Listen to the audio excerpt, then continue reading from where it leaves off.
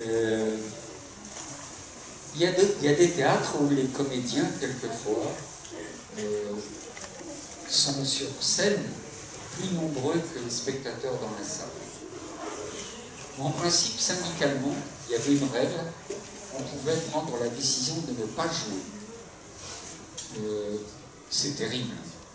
C'est terrible pour les comédiens, mais c'est terrible aussi pour les spectateurs qui ont prévu quelque chose, qui ont pris le risque de venir.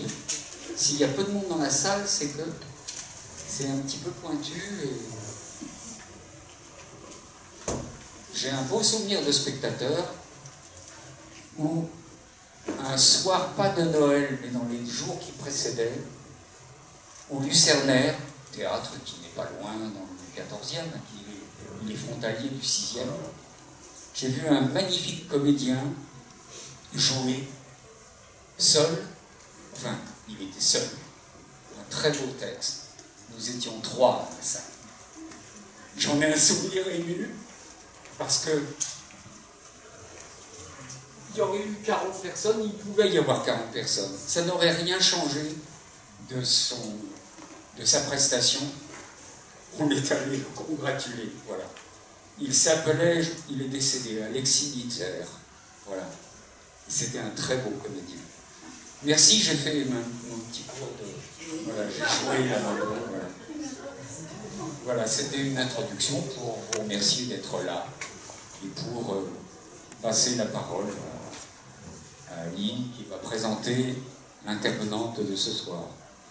Voilà. La séance de la dernière fois qui était effectivement un peu exceptionnelle, vous avez expliqué le conférencier, on a pu faire la connaissance presque en live avec la formation des jeunes comédiens. On va revenir aujourd'hui à des questions sur le théâtre d'aujourd'hui, des questions peut-être plus intellectuelles. Voilà. Et donc on a demandé à Dominique Pasquier de nous parler de certains aspects qu'elle a étudiés sur le théâtre dans la société. Donc Dominique Pasquier est sociologue, hein, je l'ai vérifié, directrice de recherche au CNRS. Ses travaux, très nombreux, ont porté sur la culture, un peu plus généraux, donc la production et la réception des médias, et plus dernièrement les usages des nouvelles technologies. En particulier, elle vient de finir un projet sur les appropriations d'Internet en milieu populaire rural. Ça a quand même un rapport avec notre sujet, parce que c'est la culture en général dans des milieux qui ne sont pas forcément atteints par elle. Elle travaille aujourd'hui sur l'articulation entre les pratiques de sociabilité, les pratiques de communication à distance et justement les pratiques culturelles et de loisirs. Donc je me permets de donner 2 titres de livres proches de notre thème. Un de 2017 qui s'appelle « Faire public au théâtre aujourd'hui » et un de 2016 qui s'appelle « Spectateur de théâtre, l'apprentissage d'un rôle social ». Voilà. Donc je vous laisse. Merci beaucoup et merci de cette invitation. Moi, je trouve que vous êtes très nombreux pour quelque chose du lundi soir sur le théâtre. Bravo. Voilà. Donc, j'espère que je ne vais pas vous décevoir parce que j'aborde ça en sociologue. Et habituellement, c'est vrai que quand on parle de théâtre, on s'intéresse beaucoup aux œuvres, aux manières de jouer, à tout ce qui fait partie de la représentation théâtrale. Et là, ça va être un regard de sociologue, donc un regard qui porte vraiment sur les dimensions sociales de la sortie du théâtre. Alors, je suis partie dans ce travail qui remonte à quelques années maintenant, en ayant 3 questions toutes bêtes, qui n'avaient jamais été étudiées par d'autres sociologues, qui étaient auprès de qui on se renseigne quand on veut choisir une pièce de théâtre. Comment ça marche pour trouver la pièce, comment fonctionnent les réseaux d'information, sachant qu'évidemment, selon les secteurs, les réseaux ne fonctionnent pas de la même manière. Pour les livres, le cinéma, il y a énormément de bouche à oreille, voire des prêts pour le livre, alors que pour le théâtre, c'est une pratique qui est moins répandue, qui est plus difficile d'accès. Donc, comment ça marche? Comment on choisit une pièce? Comment on en entend parler? Et la deuxième question que je me suis posée, c'est avec qui on y va? Bizarrement, cette question n'avait jamais été abordée, alors qu'elle est très intéressante, je pense, parce que ça permet de comprendre aussi, à travers la question des accompagnements, c'est-à-dire des gens avec qui on y va, couple, enfants, famille, amis. Ça permet de comprendre aussi l'évolution de cette pratique du théâtre aujourd'hui, et notamment ça permet d'aborder un problème qui est beaucoup plus général, qui se pose vis-à-vis de toutes les formes culturelles un peu élitistes dont fait partie le théâtre. Je ne parlerai pas du théâtre de rue qui est très, très implanté maintenant, mais du théâtre de salle, donc dans les salles qui sont dédiées. On voit très bien que la question des accompagnants permet de poser la question du vieillissement et de la féminisation du public de la culture cultivée aujourd'hui, qui est très marquée aux États-Unis, plus que chez nous, mais qui commence à l'être beaucoup en France aussi. Et puis la troisième question que je me suis posée, c'est qu'est-ce qui se passe quand on est dans la salle? Puisqu'après tout, c'est comme vous, là vous êtes assis, mais il y a peut-être des gens que vous connaissez, vous êtes assis à côté d'eux, puis il y en a d'autres qui sont plus loin de vous, que vous ne connaissez pas, mais vous sentez les réactions de ceux qui sont présents à la même, le même soir que vous, au même dispositif. Et dans le cas d'une pièce de théâtre, c'est un rôle très important. Donc j'ai essayé de comprendre comment, quelles étaient les interactions, le sentiment des autres quand on est dans la salle de théâtre.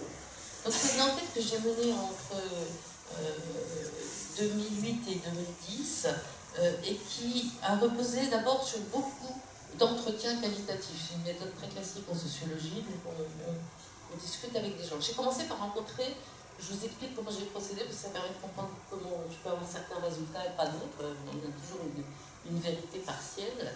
J'ai commencé par interviewer les gens qui, dans les théâtres, s'occupent de ce qu'on appelle les relations publiques, qui sont aujourd'hui très importants, parce qu'à l'époque, après-guerre, il y a eu tout ce mouvement des comités d'entreprise, il y avait des cars entiers qui partaient de Renault, qui emmenaient des ouvriers au théâtre, au TNP par exemple. Il y avait toute une organisation des groupes pour la sortie au théâtre qui n'existe plus aujourd'hui, qui est en déclin complet, et qui donc il a fallu que les professionnels de la relation publique dans les théâtres arrivent à pallier cette carence d'arrivants, de spectateurs fournis par paquet, en quelque sorte, grâce à des réseaux organisés en dehors des théâtres. Donc j'ai commencé par ça, et je me suis aperçue assez vite qu'une des manières de résoudre ce problème avait été de constituer des collectifs amicaux. Donc, un des premiers théâtres où j'ai fait mon enquête, c'était le théâtre de Chaillot à Paris. Les responsables de la relation publique ont tout de suite parlé de ces fameux groupes d'amis qu'ils avaient institutionnalisés, officialisés. Le responsable du groupe d'amis étant un groupe d'amis devant comprendre au moins 10 personnes et prendre au moins 3 spectacles dans l'année sur abonnement.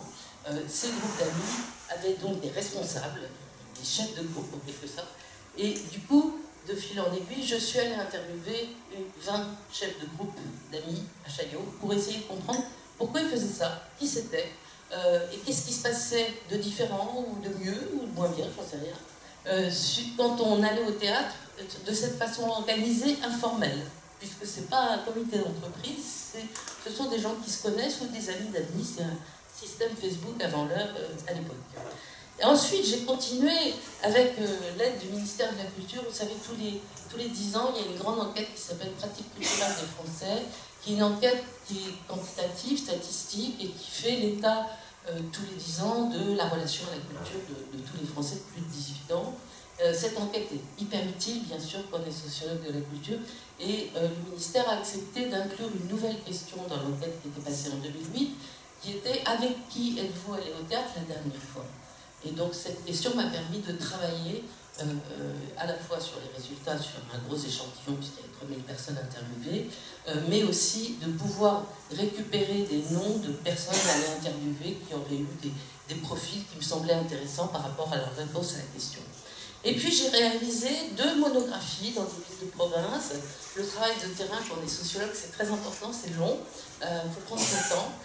Et les monographies avaient des raisons particulières, c'est que Paris apparaît comme un lieu très très particulier vis-à-vis du théâtre, j'y reviendrai parce que les chiffres sont spectaculairement différents du reste de la France.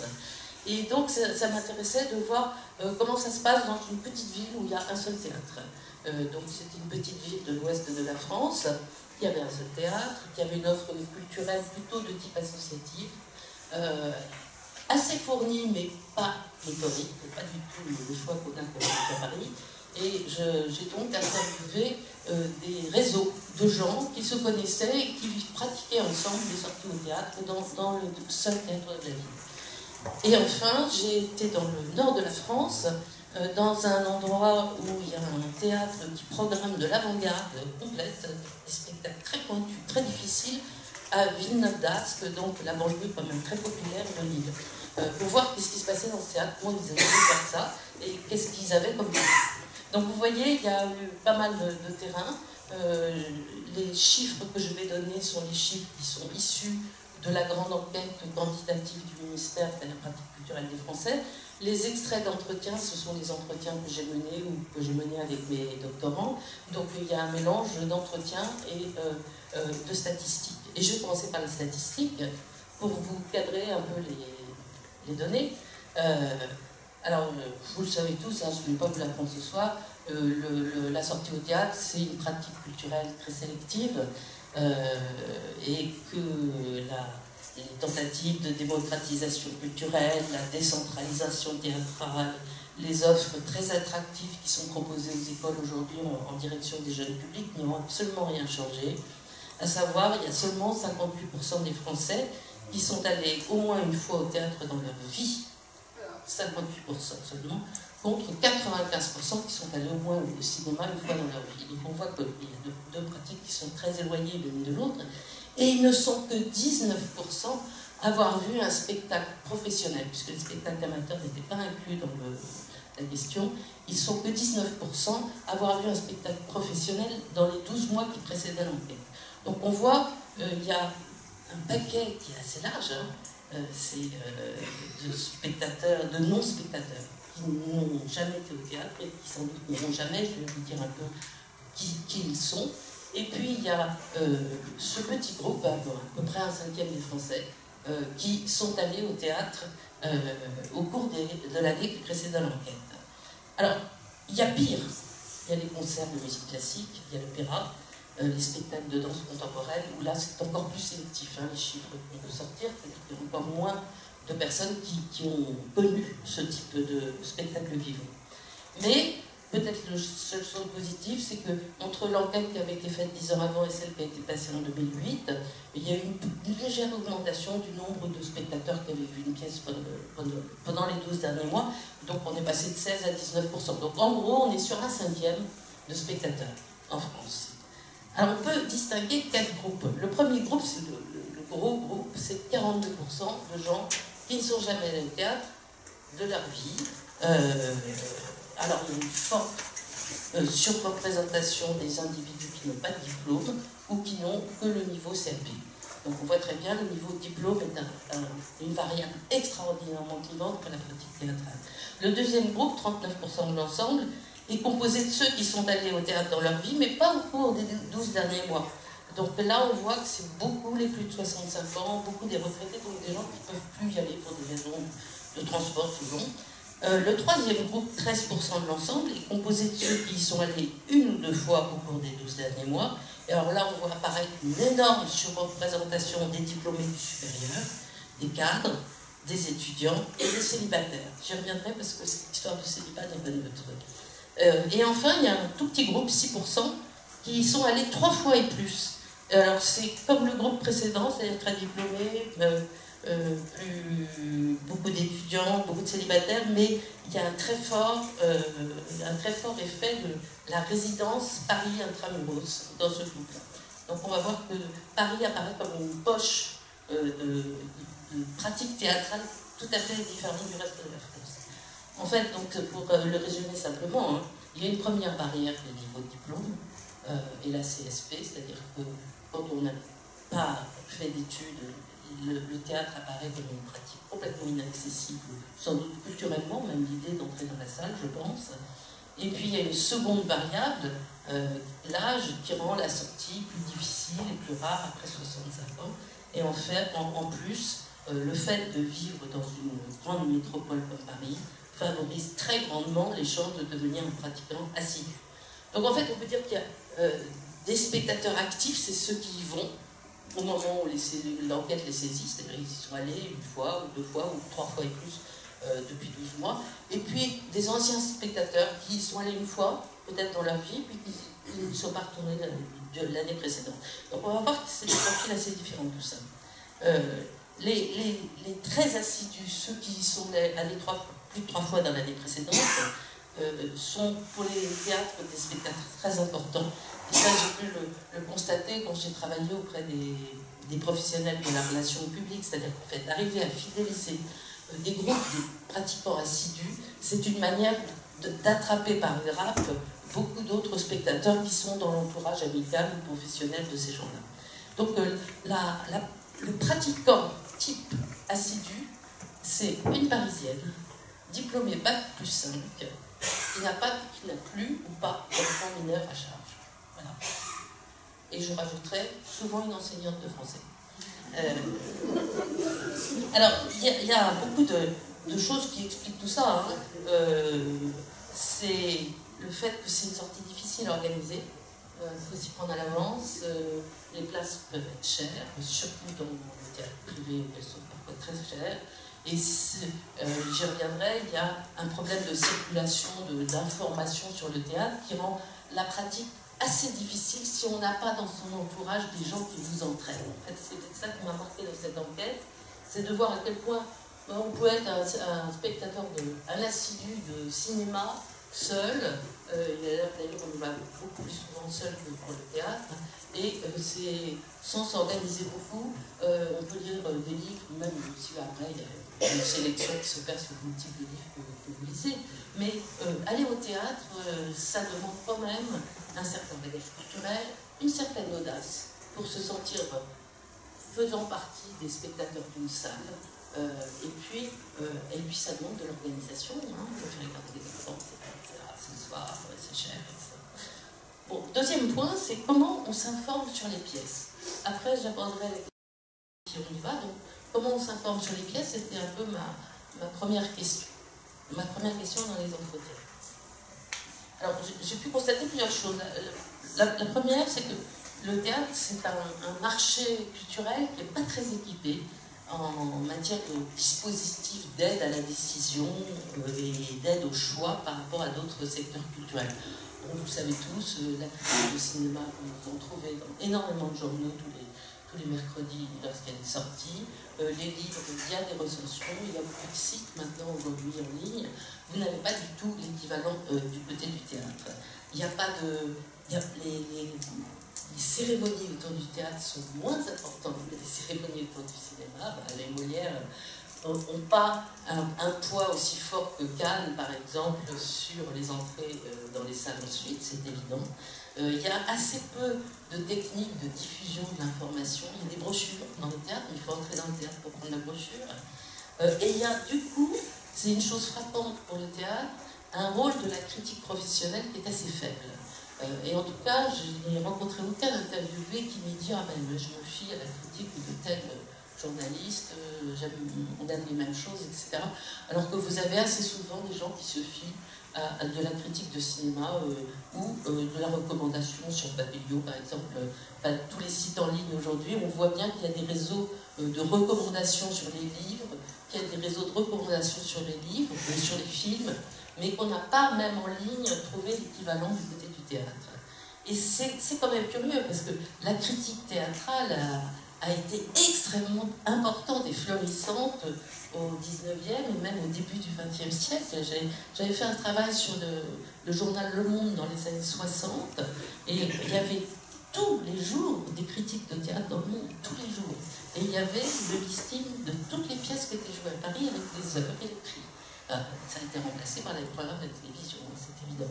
Donc on n'a pas du tout... ce qui a existé n'existe plus du côté de la critique professionnelle. Alors, il faut quand même distinguer le théâtre privé et le théâtre public. Le théâtre privé, finalement, il n'a pas beaucoup de réseaux d'information non plus, mais il a beaucoup d'affichage dans les rues. Et puis surtout, il attire par des acteurs qui sont connus. Et donc, il y a beaucoup de choix de pièces du privé qui sont faites pour les acteurs ou pour le registre, le vaudeville par exemple. Mais l'acteur est très très important. Et surtout, quand une pièce marche bien dans le théâtre privé, elle a le même fonctionnement que la programmation de cinéma. C'est-à-dire elle continue à être jouée tant que la pièce a du succès et a des spectateurs. Sachant qu'elle change de salle, qu'elle change de comédien, il y a des pièces qui durent pendant des années, ce n'est absolument plus les mêmes troupes qu'au départ, ni les mêmes lieux, mais simplement, elle continue d'être programmée. Ce qui fait que le bouche à oreille pour le théâtre privé peut fonctionner. Alors que le théâtre public, c'est quand même une affaire complètement différente. Dans les années 60 et 70, vous aviez assez souvent des pièces qui étaient à l'affiche pendant 6 à 8 semaines de suite. Aujourd'hui, vous l'aurez remarqué, il y a énormément de pièces qui sont à l'affiche 4 soirs, 3 soirs, 2 soirs, une semaine dans le théâtre public. Alors ça, c'est un effet pervers, le ministère ne veut pas qu'on en parle, mais c'est quand même un effet pervers des politiques de subvention aux créations qui a pour effet pervers que plus un directeur de salle programme de spectacles différents dans le public, dans la même saison, plus il reçoit de subventions à la création. Donc du coup, il y a des regroupements entre les théâtres pour se mettre à plusieurs pour faire une création et la faire tourner. Donc les créations tournent, mais elles restent très peu de temps à l'affiche dans un théâtre. Ce qui fait que quand, par hasard, on vous a parlé d'une pièce merveilleuse, vous allez regarder, essayer de prendre des places, c'est impossible, elle ne se joue plus. Ou elle est complète si elle se joue encore. Donc on voit que ce problème de la forte rotation des représentations, qui est un modèle économique d'aujourd'hui, qui est lié aux difficultés économiques du secteur, rend le rôle de la critique totalement inefficace. Parce que si vous lisez une critique, vos chances que la pièce soit encore à l'affiche sont très faibles, qu'elle soit complète, qu'elle affiche complète, elles sont très grandes aussi.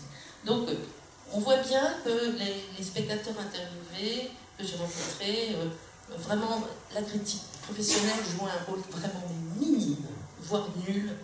Et du coup, il y a même presque une espèce d'hostilité à l'égard des critiques, j'ai trouvé, en disant qu'ils ne couvraient pas tout, qu'ils étaient très partiels dans leurs engagements pour certaines pièces et certains auteurs, qu'il y avait de la connivence avec les responsables de salle, etc. Donc il y avait plutôt de la défiance que de la confiance et de l'aide à la décision.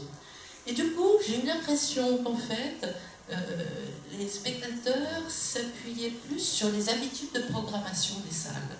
C'est-à-dire qu'il y a une identité des salles qui s'est créée, et finalement on va faire confiance à un directeur de salle. On va dire, bon, j'ai pris 3 spectacles, j'ai bien aimé, j'ai vu ça dans ce théâtre-là, ben, je vais essayer d'y retourner parce qu'il a une politique de programmation qui correspond un peu à ce que j'aime au théâtre. D'où le fait que ça renforce aussi beaucoup le rôle très central que jouent ces services de la relation au public aujourd'hui, puisqu'ils appuient l'esprit de la programmation d'une salle fortement incarné par ces professionnels qui sont très bien formés, qui font de la démarche, mais presque du porte-à-porte. J'ai vu dans tous les théâtres de la grande couronne parisienne, c'était très impressionnant le travail qui était fourni. C'était aller voir s'il y avait une pièce sur une Mali, un auteur malien par exemple, aller voir toute la communauté malienne, les représentants, essayer de faire venir les gens. Il y a vraiment du travail de fourmi qui est fait par ces professionnels aujourd'hui et qui est un travail qui aide le théâtre finalement à toucher des publics un peu différents de ceux qui viendraient, qui ne sont pas au courant forcément. Donc c'est une action qui est désormais très ciblée, très personnalisée et notamment qui s'appuie sur cette histoire de spectateurs relais, sur laquelle je vais revenir parce qu'elle était très importante dans la partie de l'enquête sur les groupes d'amis au théâtre de Chaillot. Les spectateurs relais étant des gens qui vont en amener d'autres. Et il faut les convaincre, il faut leur parler des pièces, il faut leur raconter l'innovation, il faut leur raconter l'intérêt d'un auteur qu'ils ne connaissent pas, etc. Et une fois qu'on les a convaincus, il y a une sorte de grappe de gens qui vont s'agglomérer autour d'eux. Alors le rôle du bouche à oreille, qui est très très important en matière culturelle, vous le savez tous, on le vit tous les jours, le fait que ça soit une pratique qui est peu répandue, en gros à 5e des gens qui vont au théâtre, et le fait que ceux qui y vont, ils ne vont pas énormément, ils y vont une fois, peut-être 2 fois dans l'année, les hyper assidus c'est quand même que 6%, il n'y a pas de bouche à oreille. Et même à la limite, je suis tombée sur une enquête d'une sociologue américaine très intéressante qui montrait que quand on parlait d'une pièce de théâtre qu'on avait vue sur son lieu de travail, on passait pour quelqu'un qui essayait de la ramener, quoi. Et que du coup, c'était assez dangereux d'afficher un goût pour le théâtre et de donner des conseils de pièces. Dans ces conditions-là, il y avait plutôt j'y vais mais je n'en parle pas, puisque les autres ne vont pas, je ne vais pas m'afficher comme celui qui va au théâtre.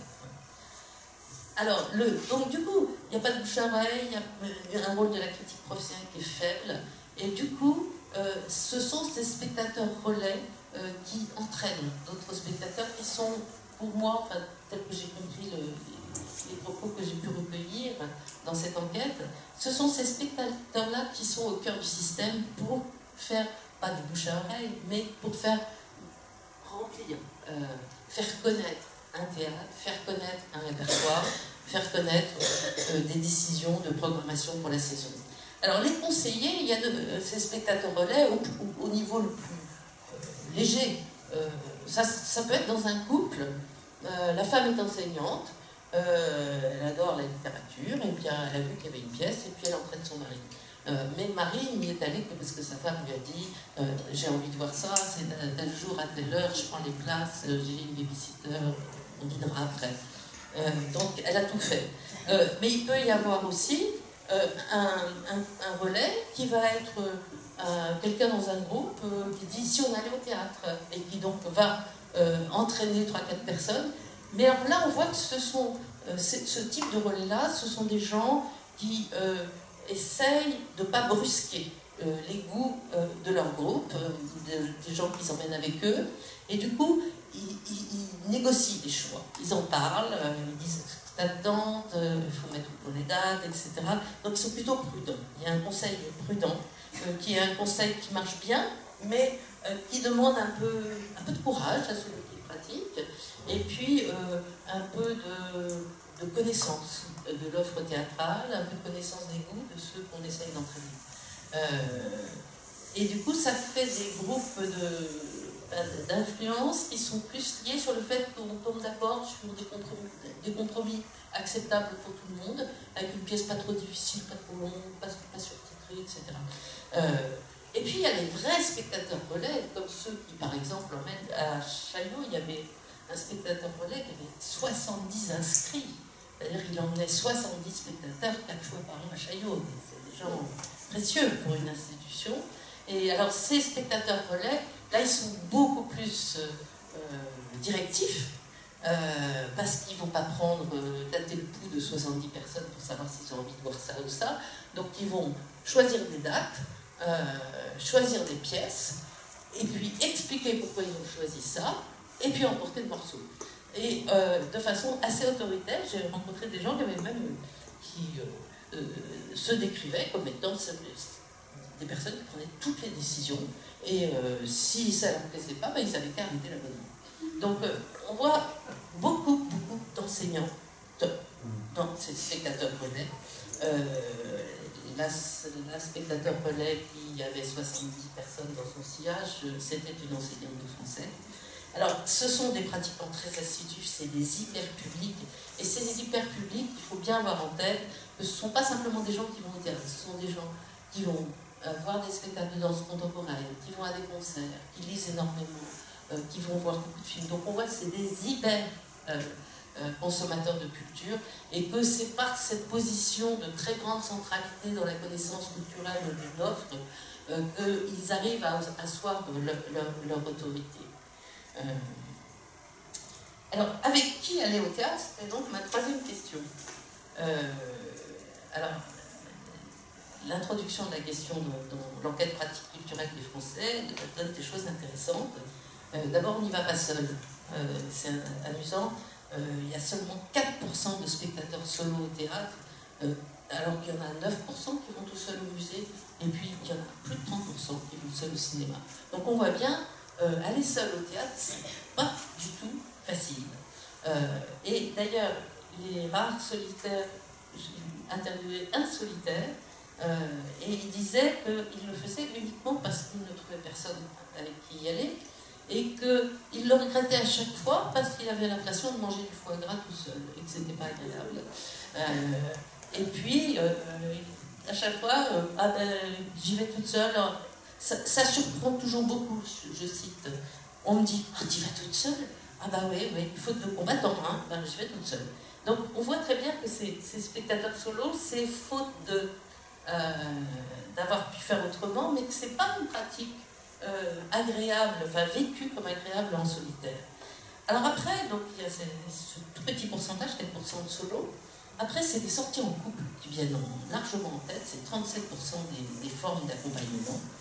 Et si on y ajoute les sorties en famille, avec enfants ou sans enfants, on arrive à peu près 50% de sorties d'ordre conjugal familial.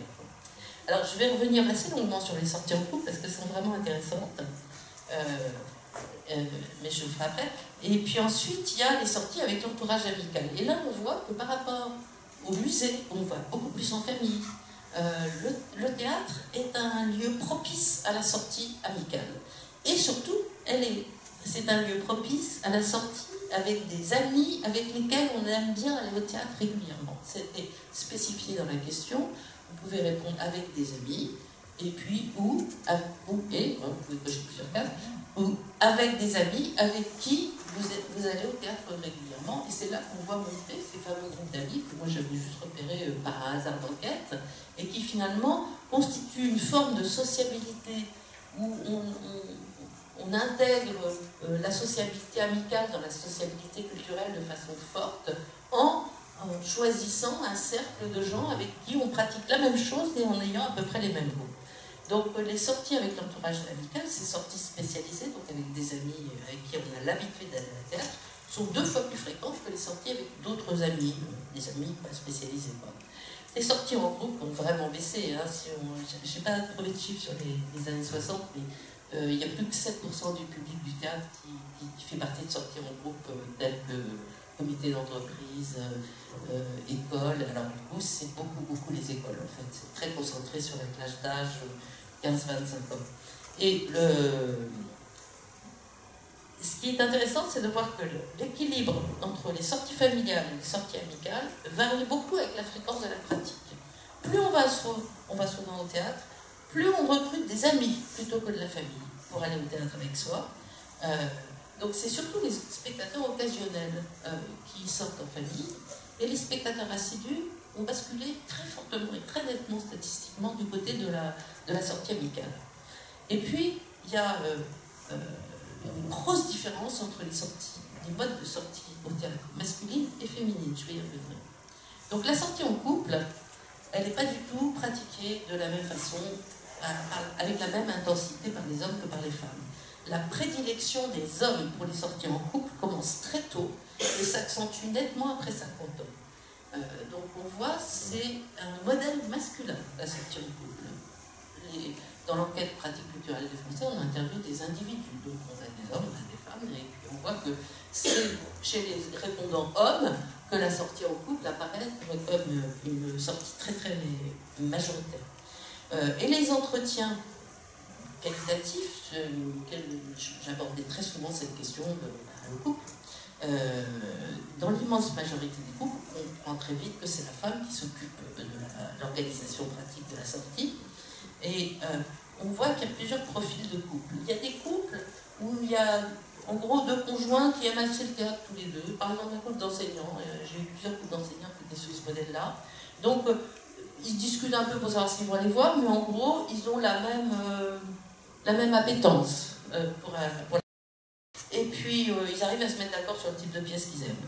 Et puis, il y a des couples où c'est plus déséquilibré, où il y en a un des deux, et c'est souvent la femme, qui s'y connaît beaucoup mieux sur l'offre théâtrale, et c'est elle qui va prendre les décisions en faisant attention, parce que ça peut être vécu comme une sortie trop difficile du côté du conjoint.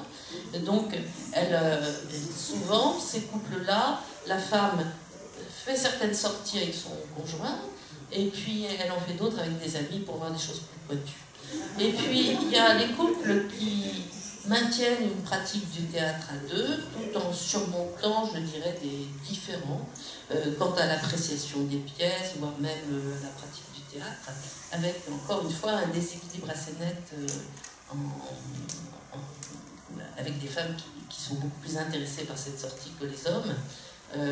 Et donc ce type de couple que j'ai quand même beaucoup rencontré dans les entretiens, ça amène à considérer cette prédominance de la sortie en couple chez les hommes sous un angle assez nouveau, notamment l'enquête monographique menée dans une petite ville de l'ouest de la France montrait que finalement c'est une sortie pour faire une sortie, et c'est la femme qui est non seulement moteur, mais aussi l'organisatrice de la sortie.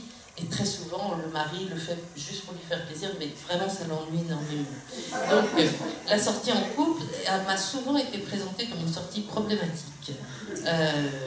Je cite des extraits comme ça. Les hommes, ils suivent, et puis après, bon, ils sont plus ou moins contents. C'est vraiment le bonhomme qui a été tiré par sa femme pour aller voir un truc, et il s'ennuie mortellement, et donc il dort. Donc on voit que la sortie au théâtre, c'est souvent un arrangement entre mari et femme, au nom du fait que le théâtre, c'est une sortie socialement valorisée, que beaucoup de couples de leur entourage ne prennent la pratique, et que c'est la femme qui est à l'initiative, je cite, à l'intérieur du couple, ça peut être le sujet de discussion un peu fort, quoi. Ça peut être sujet à désaccord. Bon, après, ça nous fait rire. Enfin, mon mari, il rit un peu jaune, parce que c'est souvent lui qui a été contraint quand même. Mais on en reparle et il dit « Ah non, ça, tu ne m'y reprendras pas. Si je suis convaincue que c'est quelque chose de bien, j'essaye de le convaincre et de l'enlever. » Donc, c'est une femme. Donc, on voit même, j'ai eu des interviews extrêmement drôles, les femmes nous racontaient comment elles guettaient le moment où le mari allait s'endormir. Et puis le mari qui dit « Ah ben non, moi je ne dors pas au théâtre, hein, sinon ma femme serait la première personne à me réveiller. Ah ça non. Hein. » Et donc, on voit bien que cette sortie en couple, comme elle n'est pas forcément décidée d'un accord commun, ou pas forcément décidée avec la même appétence, elle peut être compliquée socialement. Les sorties en famille, avec ou sans enfants, c'est autre chose. C'est d'autres profils. La famille sans enfants, on la voit beaucoup dans les périphéries urbaines. On voit très bien, par exemple, les banlieues parisiennes dans l'enquête PCF. On voyait très bien que c'était là qu'on repérait le plus de sorties en couple en famille sans enfants. Et donc, les interviews me permettent de comprendre que c'est souvent de la famille qui n'habite pas dans la région parisienne, qui vient passer quelques jours, et à ce moment-là, on fait une sortie théâtre privé, grand acteur, etc. Donc, on n'emmène pas les enfants, c'est trop cher. Donc, c'est pas du tout une sortie qu'on retrouve chez les pratiquants assidus, et surtout chez les Parisiens. On la retrouve dans d'autres cercles sociaux. Les sorties avec enfants, bon, il y a beaucoup de sorties avec enfants qui sont faites pour les familiariser à la pratique théâtrale. Alors l'école le fait un peu, hein, mais elle le fait pas énormément. Et donc on voit que ce sont beaucoup des femmes qui veulent aider leurs enfants pour le programme scolaire et qui donc les emmènent à voir des pièces classiques. Et il y a eu une enquête très intéressante qui a été faite par Aurélien Chacouane sur le public du théâtre de Cavaillon, et qui montre que dans le cas du théâtre, les sorties au théâtre pendant l'enfance, qu'elles aient été faites avec l'école ou avec les parents, sont déterminantes dans l'acquisition de la pratique à l'âge adulte. Donc ça vaut le coup d'essayer de les emmener, mais une prescription, la prescription précoce, enfin la familiarisation précoce est très importante. J'en viens maintenant à la sortie avec des amis réguliers. Alors c'est une sortie de femmes, pour le coup. Ce sont donc les femmes qui n'arrivent plus à emmener leur conjoint. Texto, il y a ça aussi en fait, hein. Les maris en général ils ne sont pas intéressés, c'est pour ça qu'on se retrouve entre nanas. Donc les groupes d'amis de Chaillot, c'est une extraordinaire majorité de femmes, voire uniquement des femmes. Et c'est un mode de sortie qui est très fréquent chez les après 50 ans et surtout après 65 ans, à un moment où on a élevé les enfants, il y a plus de liberté pour sortir, et du coup, comme le conjoint ne veut pas rentrer dans l'affaire du théâtre, eh bien, on pallie le déficit d'accompagnateurs masculins en trouvant des femmes qui aiment le théâtre aussi. Donc on la trouve chez les femmes de moins de 25 ans, qui ont beaucoup de mal à recruter des jeunes garçons qui aiment aller au théâtre. Je pense qu'il y a un problème d'image du théâtre à cet âge-là, chez les hommes qui veulent compliquer. Et puis chez les femmes après 50 ans, où là, il y a tous ces groupes féminins qui sont liés, qui sont des amis, qui prennent des places de théâtre régulièrement ensemble. Et surtout, la sortie avec des amis réguliers, elle est hyper plus fréquente à Paris intramuros qu'ailleurs. Alors pourquoi? Il y a plein d'explications possibles. Hein. La première, c'est la particularité de l'offre de la capitale en matière de théâtre. Hein. Il y a 200 théâtres à Paris. Les Parisiens sont bien plus gros consommateurs de théâtre que les autres. Hein. 56% de pratiquants à Paris au cours des 12 derniers mois, contre 19% à l'échelle nationale. On voit l'écart, c'est colossal. La seconde explication, c'est qu'il y a beaucoup plus de personnes qui ne vivent pas en couple à Paris. Il y a beaucoup plus de célibataires, de divorcés, etc., que dans le reste de la France, et que du coup, le fait qu'il y ait une sortie avec des amis réguliers s'emboîte parfaitement dans ce type de configuration. Et puis, il y a aussi le fait que certains interviewés qui faisaient cette hypothèse, c'est que c'est difficile, les transports sont longs, les trajets sont grands dans la région parisienne, et que du coup, faire des sorties régulières, c'est une manière de voir des amis qui n'habitent pas juste à côté. Donc les groupes d'amis du théâtre de Chaillot étaient vraiment intéressants là-dessus, parce qu'on voyait qu'il y avait un principe de structuration du groupe par une sociabilité en grappe. Au départ, on y va avec 3 amis, puis ces 3 amis proposent à d'autres personnes qu'elles connaissent de venir, et finalement, on peut se retrouver avec des groupes beaucoup plus larges que le départ, qui sont amis d'amis, voire amis d'amis d'amis.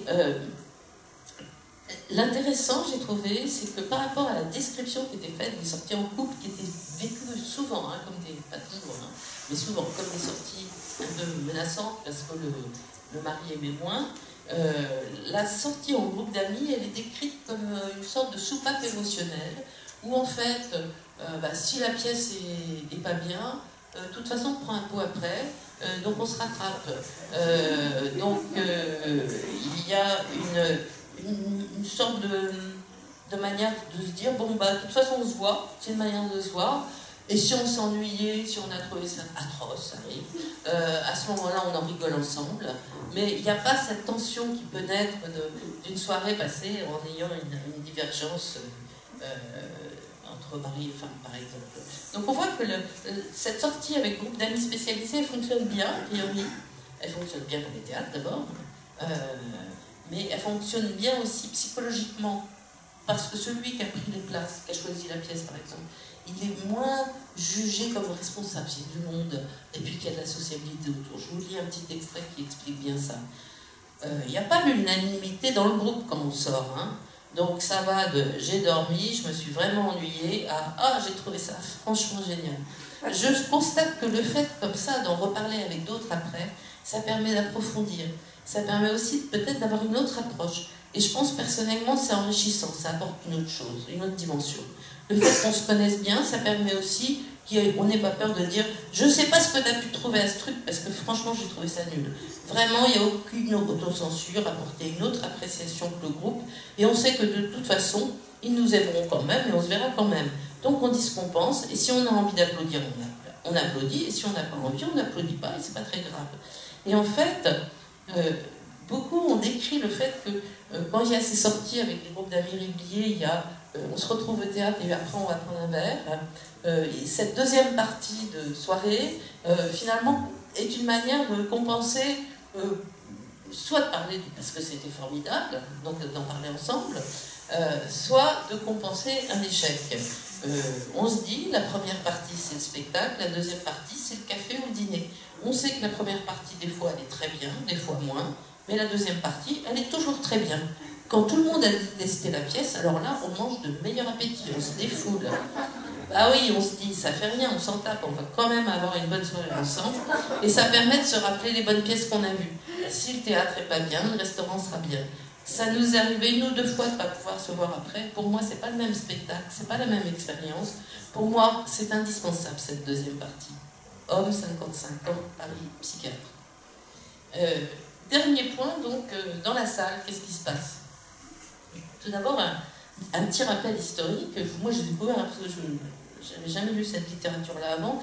Il y a beaucoup de travaux qui ont été faits sur les publics du théâtre au XVIIIe et au XIXe siècle, et qui sont super intéressants. J'en ai mis certains dans la bibliographie que j'ai donnée à Aline Rouvel. Et ce que montrent les travaux des historiens est absolument stupéfiant. Aujourd'hui, le respect, c'est vraiment l'attitude qu'on demande à un spectateur de théâtre. On lui demande de ne pas parler dans la pièce, de ne pas manger.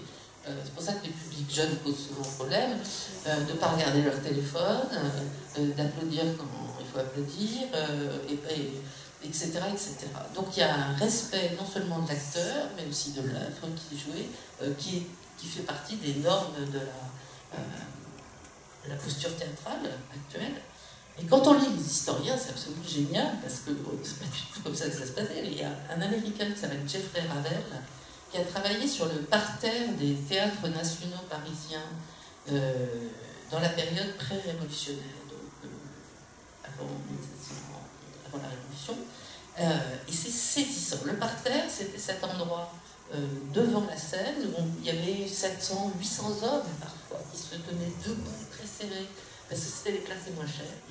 Il y avait les loges où étaient les aristocrates, ça, si vous avez vu Balzac, on avait des descriptions à l'appel. Et puis il y avait les galeries où allaient des gens qui n'avaient pas d'argent mais qui ne descendaient pas dans le parterre parce que le parterre était très masculin et assez dangereux. Jeffrey Ravel a travaillé à partir des archives de police de la Comédie Française. Et il y avait des incidents tous les jours. Des gens qui se faisaient voler leur porte-monnaie, des gens qui se faisaient blesser, tout le monde criait, on mangeait, on buvait énormément par terre, et surtout on passait son temps à donner son point de vue sur la pièce. Donc ça donnait des choses assez étonnantes, au point que parfois le parterre arrivait à faire cesser une représentation, parce qu'il n'était pas d'accord avec la pièce qui était jouée. Et d'ailleurs, la grande théorie de Ravel, il est magnifique à lire. Il y a un article qui est en français, je crois l'avoir mis dans la bibliographie, j'espère bien, mais qu'on trouve en ligne gratuitement, formidable, sur le débat, faut-il ou non asseoir le parterre. C'était un débat où Voltaire voulait qu'on fasse asseoir le parterre, parce qu'il en avait marre que ces pièces soient assez chahutées par le parterre, et Diderot disait au contraire, non, le parterre doit rester debout, c'est comme une tempête, c'est l'expression d'émotion, c'est l'expression du jugement du peuple. Et donc il y a ce débat sur le parterre qui a été analysé par cet historien américain. On découvre un monde mais incroyable, où il y avait des invectives entre les loges où étaient les aristocrates et le parterre, mais c'était le parterre qui avait le dernier mot et qui pouvait finalement empêcher une pièce de continuer, empêcher un acteur de continuer son texte, empêcher... Donc on a ce travail qui est tout à fait intéressant. Il y a plusieurs travaux aussi sur les échanges entre les loges et le parterre. Il y avait aussi des dispositifs qui nous sembleraient complètement insensés aujourd'hui. Sur la scène, sur le côté de la scène, il y avait des fauteuils où s'asseyaient les aristocrates les plus importants, les ducs, les princes, et ils traversaient la scène pour aller dire bonjour l'un à l'autre. Donc tout ça quand même avec une salle qui était éclairée, qui n'était pas dans le noir. Donc on voyait tout ce que faisaient les autres. Donc c'était un lieu de sociabilité, mais par excellence, et pas un lieu de conflit. Et pour Ravel, c'était le grand lieu de l'expression de l'opinion politique dans la période pré-révolutionnaire. Et puis il y a un autre travail qui est magnifique, et qui vient aussi des États-Unis, c'est le travail de Levin, qui a analysé l'histoire des représentations du théâtre shakespearien aux États-Unis durant la seconde moitié du XIXe siècle. Donc c'est postérieur à la période qu'étudie Ravel. Et Levin, c'est absolument inouï, il commence en racontant ce qui se passait. Shakespeare était l'auteur le plus joué aux États-Unis à cette époque-là. Je j'ignorais complètement. Il était joué partout, dans les tavernes, sur les bateaux à roues qui remontaient le Mississippi, dans les caravanes de trappeurs. On jouait du Shakespeare partout, simplement on ne jouait pas du tout du Shakespeare comme on le joue aujourd'hui. Aucun respect du texte, des numéros de funambules au milieu, tout le monde mangeait, tout le monde parlait aux acteurs, les gens montaient sur scène, etc. Et le théâtre était la forme culturelle la plus populaire aux États-Unis, la moins chère, hein, la plus populaire. Et puis après, il y a eu le cinéma ambulant qui a été créé, et puis surtout, qui a pris une partie du public du théâtre dans cette seconde moitié du 19e, et surtout, il y a eu la décision par les entrepreneurs de la côte Est, l'aristocratie bostonienne, notamment ce que raconte Lévin dans son livre, ils ont décidé de construire des salles de théâtre, alors que le théâtre était joué n'importe où, sur des tréteaux, dans une cour de ferme, peu importait, et il n'y avait aucun respect ni des acteurs, ni du texte. Et dès lors qu'on a enfermé le théâtre dans un endroit spécial, les choses sont devenues très différentes. On a éduqué le public. Il y a un joli mot d'un sociologue qui a travaillé sur le théâtre. On a domestiqué le corps du spectateur, on l'a obligé à avoir des moments de silence, des moments d'applaudissement. On l'a obligé à se taire pendant la présentation, à ne pas contester et surtout à ne pas gêner le travail de l'acteur. On voit très bien que quand on se penche sur ces travaux d'historiens sur l'histoire des publics du théâtre, c'est un chemin très long qui a, même au début du XXe siècle, quand on achetait un billet de théâtre, on achetait avec le droit de siffler. Le droit, et il y avait des instruments pour faire la claque, des battoirs en bois. Là. Donc on achetait ça, ça faisait partie du droit du spectateur. Donc ça c'est les travaux de Jean-Claude Y.O.N. Donc tous ces éléments ont été modifiés tour à tour et tous ces changements allaient tous exactement dans le même sens, à savoir opérer une séparation entre la scène et la salle. Et obliger la salle à avoir un respect de la scène à travers le respect de l'auteur, mais aussi un respect de la scène à travers surtout le respect des acteurs aujourd'hui. Donc c'est tout à fait intéressant quand on sait tous, que le contexte de consommation de la culture aujourd'hui est beaucoup plus relâché que par le passé. Hein. Il y a de plus en plus de cinéma qui nous vendent du popcorn, des boissons. L'écoute musicale, sauf la musique classique, se fait en étant debout, en bougeant, en chantant.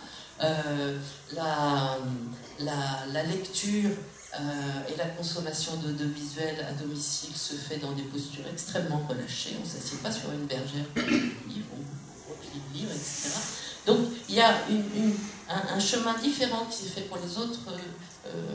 Le spectacle vivant a suivi un chemin qui était à l'inverse du chemin de beaucoup d'autres formes culturelles actuelles.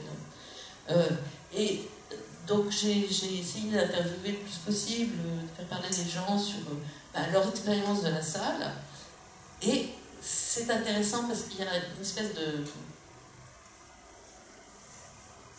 regret que ça ne soit pas comme avant, qu'on ne puisse pas dire ce qu'on pense, etc. Et en même temps, il y a un total respect intériorisé, il y a une énorme bonne posture théâtrale.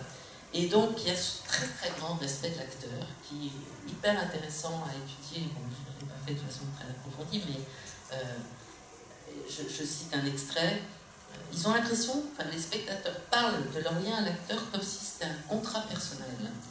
Je parle du principe que les acteurs nous invitent dans leur création. Quand vous êtes invité chez quelqu'un, vous ne partez pas avant la fin de la soirée. Enfin, je ne sais pas, mais ça me semble inconcevable. Moi, je reste en place par politesse pour les artistes et pour tout le monde. Parce que partir, c'est pas poli. Des fois, on se force. Bon, là, Les Misérables, elle parle d'une pièce. Je me suis forcée à rester. Mais en fait, il y a cette idée que on y est, on reste. Donc, il y a deux attitudes qui sont considérées comme acceptables, entre guillemets. Dormir, pas de problème.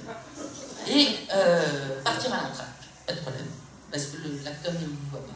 Donc, je sais pas, moi, si je vois une pièce, c'est comme si je passais un contrat. Je vais la voir jusqu'au bout. Après, on aime, on n'aime pas. Enfin, il y a quand même un respect du travail fait par l'autre. Pour moi, c'est choquant. Je m'engage quand je rentre dans la pièce, le théâtre, je m'engage à assister au spectacle jusqu'à la fin. Sinon, je trouve que c'est trop facile. Si ça ne va pas, on part. Enfin, on peut appliquer ça à plein d'autres situations. C'est une solution de facilité. À la télé, j'arrêterais facilement de regarder. Mais ouais, je pense qu'il y a quand même cette histoire de la personne qui est en face de vous.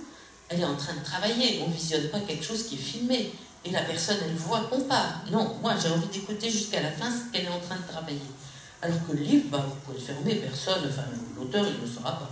Donc on voit très bien, c'est intériorisé et en même temps, bon, bah, on fait avec. Il y a un discours un petit peu...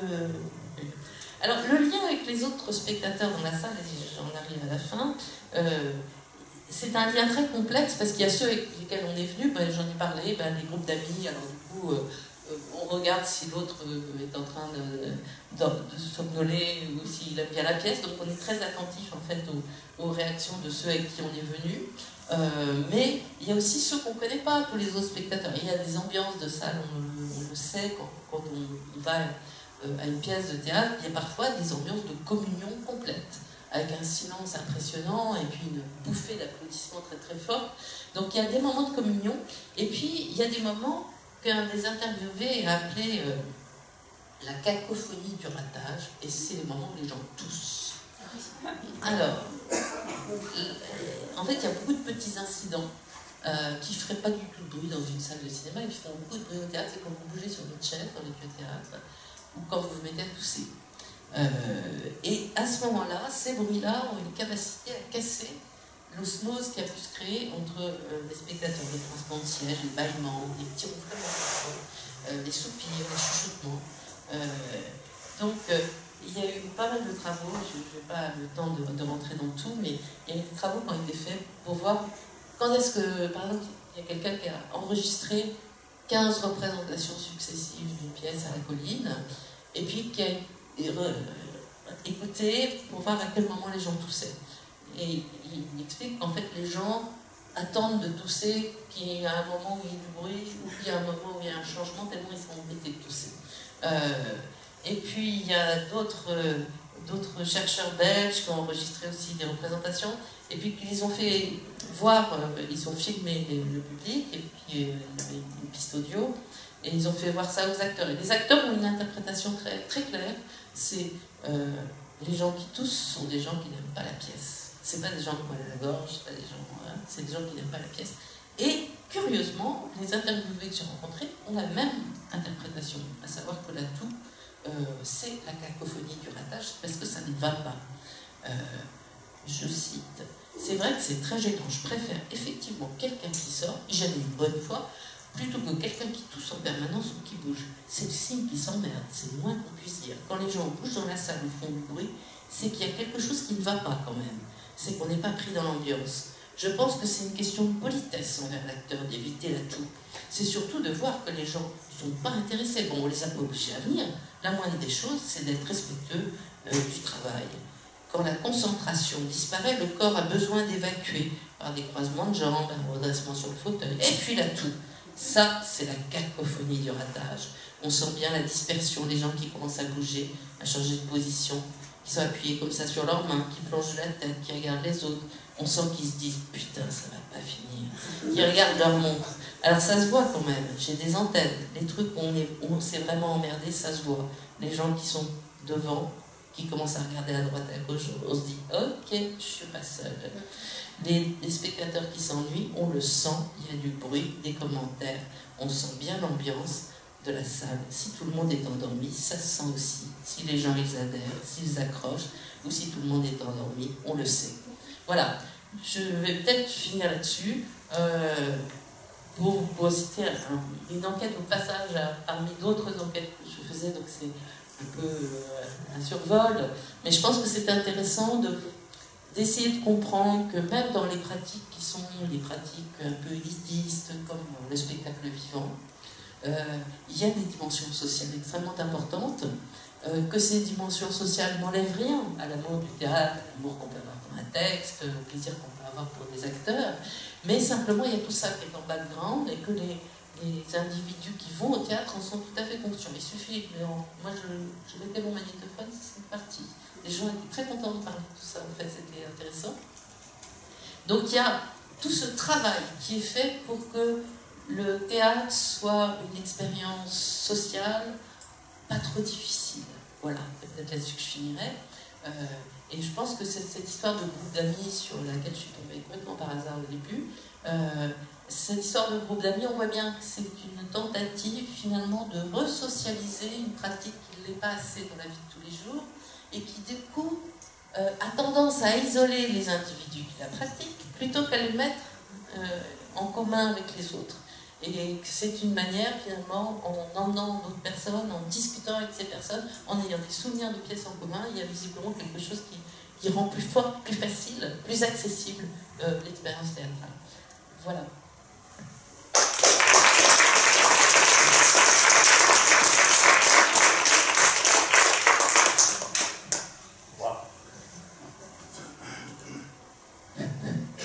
Écoutez, oui.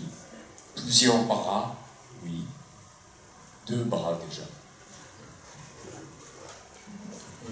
On prend 2, 3 questions, si elles viennent au fil, enfin on va voir. Si vous avez envie de répondre immédiatement. Oui, je cherchais, sans parvenir à bien exprimer, ce qui me semblait caractériser le spectacle théâtral, le fait de voir une pièce de théâtre, donc cette conférence, et au fond vous l'avez dit à la fin, donc je vais pouvoir approuver et répéter ce que vous avez dit. Vous avez évoqué le fait qu'au temps classique, au XVIIe, au XVIIIe siècle, le théâtre était un lieu de sociabilité. Et il me semble qu'il en reste quelque chose, même si c'est de façon très atténuée. Et il me semble que ce qui caractérise le spectateur du théâtre, par différence par exemple avec le spectateur du cinéma, c'est que le spectateur de théâtre a toujours conscience d'être là avec d'autres. Et que le fait d'assister à une pièce de théâtre, au fond, c'est toujours un public qui assiste à une pièce de théâtre. Ce n'est jamais vraiment un individu. Donc, le vif sentiment en allant au théâtre d'un être ensemble. Alors, bon, il y aurait des tas de thèmes qui viendraient se greffer là-dessus. Hein, le fait que, malgré tout, la sortie au théâtre reste une forme de sociabilité. On va au théâtre comme on va à une réception. Et il y a toutes ces scènes de romans, ces scènes de films, où les choses se passent dans la salle. Hein, où on va au théâtre pour être vu, simplement parce qu'on a toujours le sentiment d'être avec d'autres, de ne jamais être seul, par différence avec le... Vous l'avez dit d'ailleurs, on ne va pas seul au théâtre, par différence encore avec le cinéma, mais aussi probablement avec le cinéma. Vous avez tout à fait raison, et d'ailleurs j'ai eu énormément de propos sur la différence entre le cinéma et le théâtre qui allait tout à fait dans le sens que vous dites, c'est-à-dire que c'est le fait que ce soit un spectacle vivant, ça fait que d'une part, on est avec d'autres personnes ensemble devant la même chose, et surtout cette chose est unique, puisque la représentation du lendemain ne sera pas la même. Et donc ce double sentiment de l'unicité de l'œuvre présentée le jour X à l'heure X, et de la présence unique aussi du public de ce soir-là, fait que ça rend l'expérience totalement sociale par définition, absolument. Je voulais vous remercier. D'abord, c'était absolument, enfin pour moi, c'était absolument passionnant ce que vous avez dit. Voilà. Alors, je ne suis pas une ancienne prof de français, hein, voilà. Donc, je sors quand même beaucoup, mais je ne suis pas une ancienne prof de français. Et je voulais savoir si vous aviez un avis sur l'opéra au cinéma et le théâtre au cinéma. Voilà. Alors, j'aimerais en avoir un, je pense que c'est passionnant à étudier, que je sache, il n'y a pas eu du tout de travaux. Je pense surtout l'opéra au cinéma, parce que c'est quand même présenté maintenant comme presque une sortie. Hein. Il y a des tarifs beaucoup plus élevés que les séances, c'est dans les cinémas qu'ils programment une fois, à une heure précise, comme s'il s'agissait... Je trouve que c'est passionnant comme question. Je peux avoir un avis personnel, je suis allée une fois, mais c'est pas un avis de sociologue, donc ça n'a pas tant d'intérêt. J'ai trouvé ça très bien. J'ai trouvé ça très bien.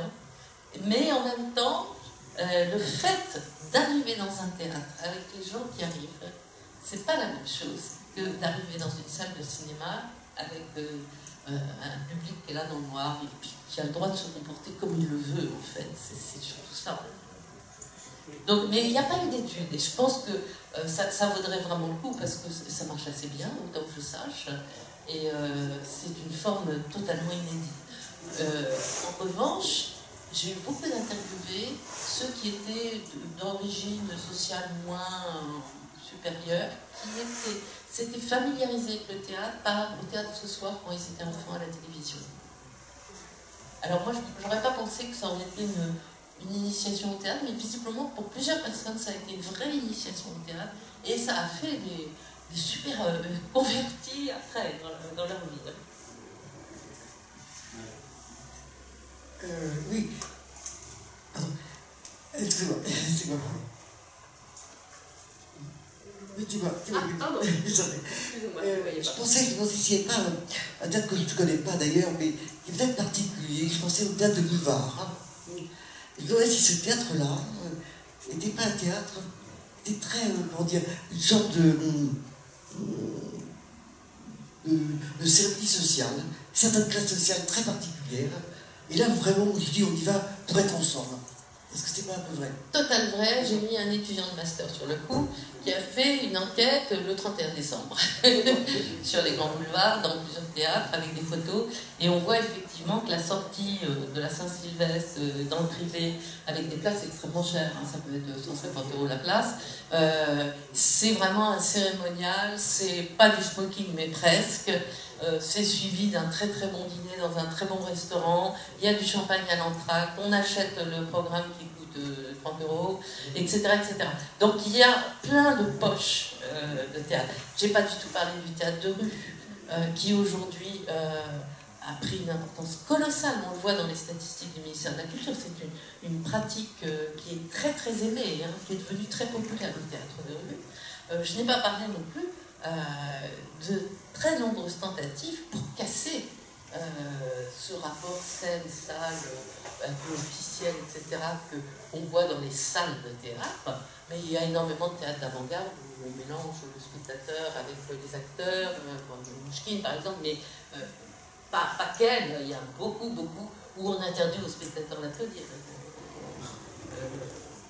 Donc il y a plein de formes de théâtre. C'est vrai que c'est un peu à la hache là, de parler en mineur d'autant de sujets différents, mais je suis tout à fait d'accord avec vous et je pense que c'est sans doute une erreur de mon enquête.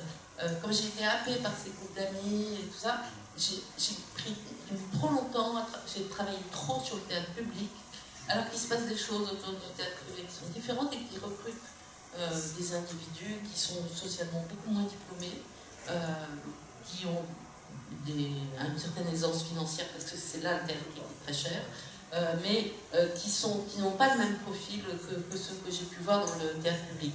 Et il y a aussi le fait que du côté du privé, se sont ouverts en ligne tous ces sites qui font du billet à réduction, avec des avis de spectateurs, et ça c'est la...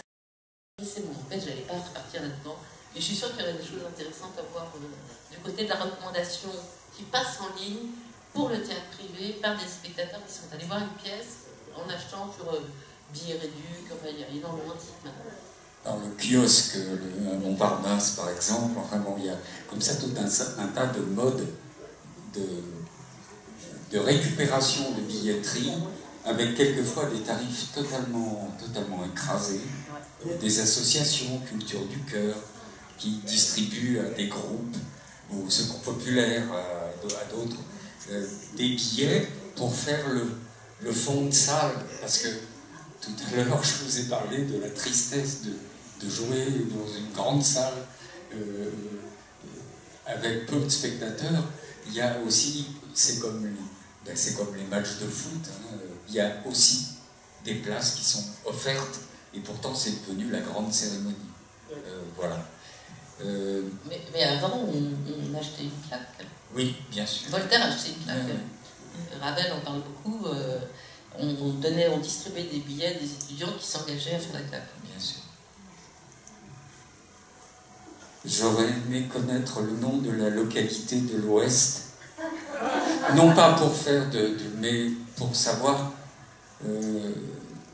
combien il y avait d'habitants. Quimper. Quimper, oh, c'est pas... Il n'y avait qu'un seul théâtre à Quimper. Très bien. Non, madame. Après. Oui, alors moi j'ai une question concernant enfin, est-ce que vous avez dit donc qu'il y a eu la grande époque en interrogation comité d'entreprise TMP.